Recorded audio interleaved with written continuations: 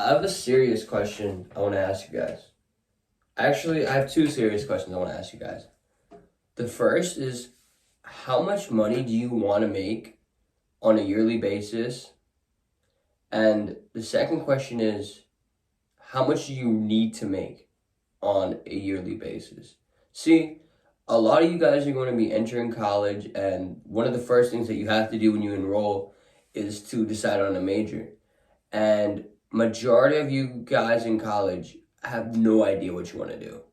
Stop lying to yourself. I know you think you do, but deep down, you really know that you can't. You might be too embarrassed to tell your parents or your friends that you honestly don't know what you want to study. Here, your one friend who's going to an Ivy League and he's on track to be a lawyer. One of your friends is going to be a dentist. One of your friends is going into computer science, and you're just completely mind boggled. You have no idea what you want to do, but you feel that you need to say something that sounds good. That way, your parents will accept you going to college, and they can tell their friends, oh, my son is studying this. He's going to do very well. He's going to make a lot of money. And they'll give the whole speech that parents like to give. And that just ultimately hinders your ability to make a successful future for what you actually want. See, the first thing that guys do when it comes to determining what major they want to pursue is they go straight to the salary. They go on any search engine and they look up jobs that pay $100,000 a year right out of college, or majors that will make me a millionaire by 25. You see how the first thing that we base our decision around is financial? It's crazy how I don't even understand how this number of 100,000 came about, but for some reason, every guy wants to make $100,000 starting salary. That's the goal. And if you're not making that amount of money, you're probably not going to choose that major, or your parents won't push you down that line of work because they don't want you to get a job that doesn't pay well, because then it doesn't really make sense for you to go to college for them to help you pay your student loans. Okay, I get it. You want to have a job that pays good money, right? But what about the remaining balance that you have after all that you're saving, right? Let's say you make 100K a year at a tech job, right? And you're still living at home, you're making good money, and some of your expenses, maybe food, maybe you treat your parents to some stuff every once in a while, but your expenses are not high at all.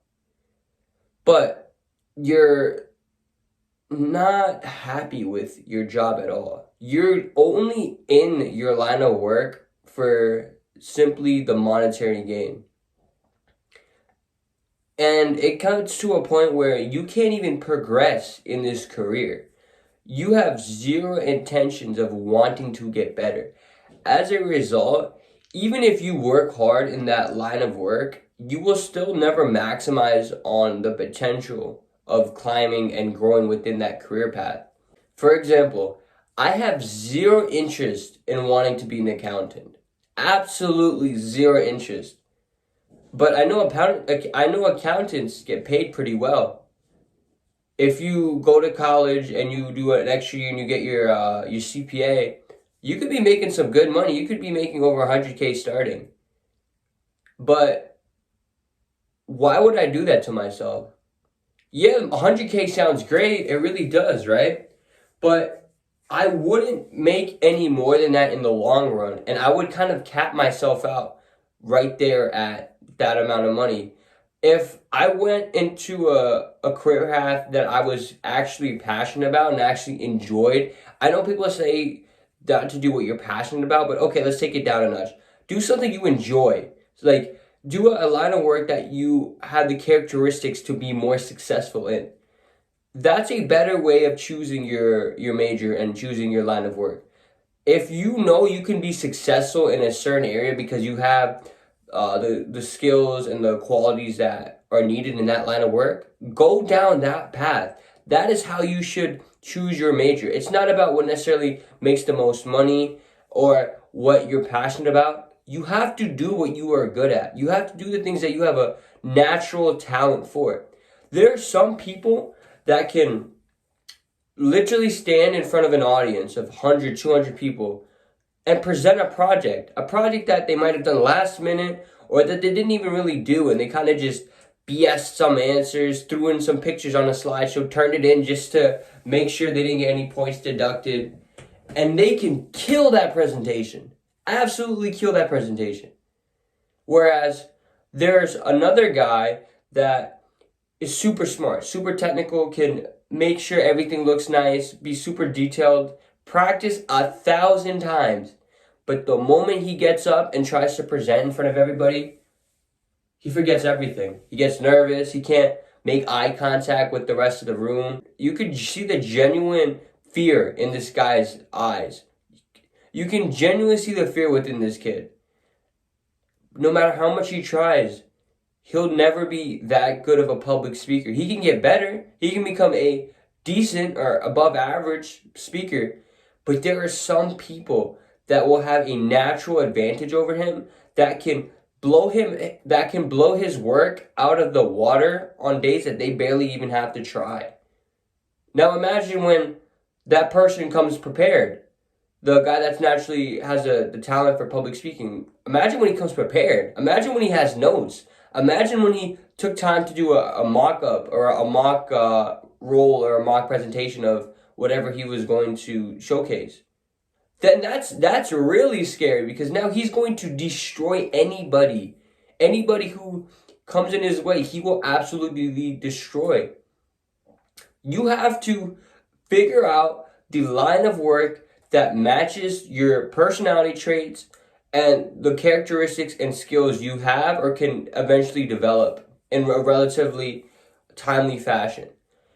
If you are naturally good at coding, if you're naturally good at figuring out how to develop and build certain softwares, go down the tech route. Go down the route of building softwares and creating cybersecurity. There's so many different lines of work you can get into because you figured out what you're good at and what you are able to progress in, what you would enjoy doing. Think about it like that, and the money will come. The money comes with progression in a career. If you choose a career path or a major solely based off salary expectations and not looking into the responsibilities of that job and whether you could actually perform well in it, you're never going to be happy and you're never going to be successful. The thing is, if you're getting 100K starting in a line of work that you're not passionate about, for example, if you don't like to code and you simply go down the tech route because you want to make the money and just be remote, I see the benefit of that. I get it, but that's such a short-term way of thinking. And what happens when you get maybe 2 years into that job and you can't stand it? You absolutely hate it. Your eyes are fried. Your posture sucks because you're sitting in a chair all day. Your social life is trash because you've lost all your social skills. And you have to ask yourself now, was that 100K worth it? You gave up your happiness, your social skills, and your overall confidence and love in your work for $100,000. That's all it took, bro. It's one thing if they're giving you 50 million starting, bro, they're giving you 100K. 100K isn't even that much. 100K is not that much, and it's not enough for you to want to just throw your time away, bro. You're going to be spending on average 40, maybe even 50 hours a week at this job, at this company.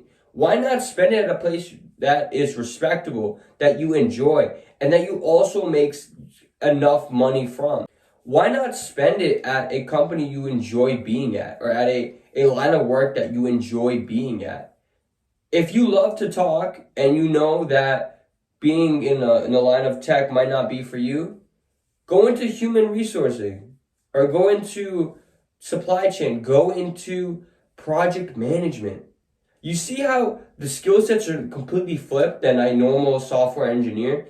Go down the line of work in which you know you can be successful at.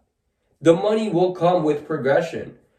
Let's say there's a 20K starting difference between the salary. Let's say a software engineer makes around 100K and a project manager makes around 80K. But the thing is, if you go down that software engineer route, you will not succeed. You will not get any higher than an entry level because you have no desire to learn how to get better. You don't want to practice coding on your free time. The moment your laptop closes in the office, you have no thought on improving your skill set, improving how you can get a promotion, a raise, moving up the corporate ladder. You don't want to get any higher because then you have to do even more work for a line of occupancy that you cannot stand. Do this instead. Go down being a project manager. Let's say you make 80K starting. Okay, so you've been in there for a year or two. Your boss loves how good you are. They love how you're able to talk to people and get things done on time. It's almost like you are naturally born to do this, bro. And guess what? He gives you a raise. He gives you a bonus.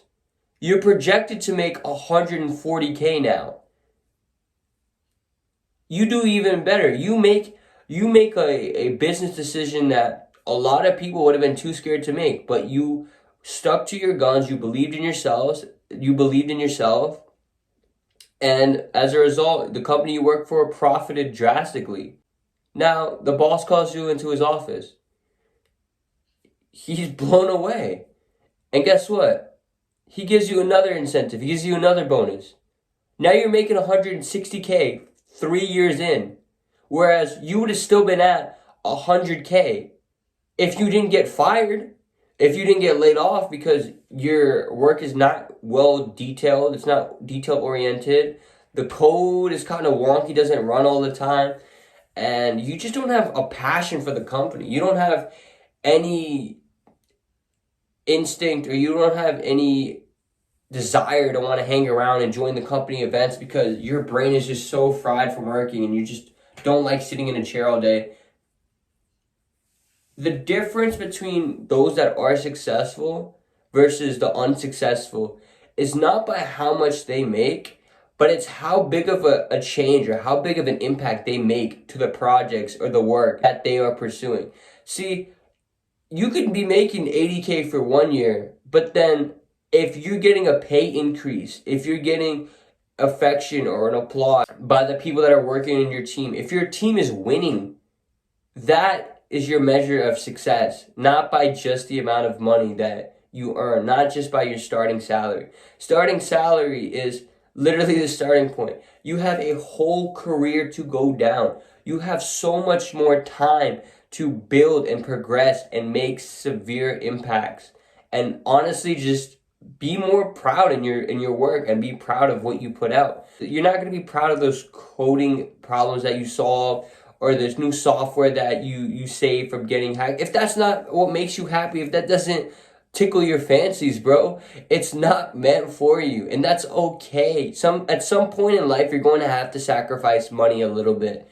If there's a relocation bonus for the same line of work and you take that because of financial incentives, okay, I get it. But if it's at the expense of your happiness and your mental health and your dignity as a man and the proudness and satisfaction you get from your work, it's not worth it, bro.